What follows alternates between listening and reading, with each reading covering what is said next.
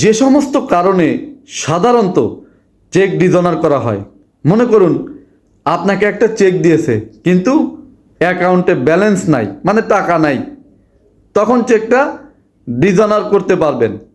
আবার ব্যাংকে যে স্বাক্ষর দেওয়া আছে চেকে তার উল্টো স্বাক্ষর দেওয়া বা ভিন্ন স্বাক্ষর দেওয়া, এই স্বাক্ষর যদি না মেলে আপনি চেক ডিজনার করাতে পারবেন। আবার কি করেছে, চেকটা আপনাকে দিয়ে ব্যাংকে নিষেধ করে দিয়েছে যে এই চেকটা কোনো মতেই অনার করা যাবে না বা পাস করা যাবে না, তখন আপনি চেক ডিজনার করতে পারবেন। আবার কি করেছে, আপনাকে চেক দিয়েছে কিন্তু অ্যাকাউন্ট বন্ধ করে দিয়েছে, তখন আপনি চেকটা ডিজনার করতে পারবেন।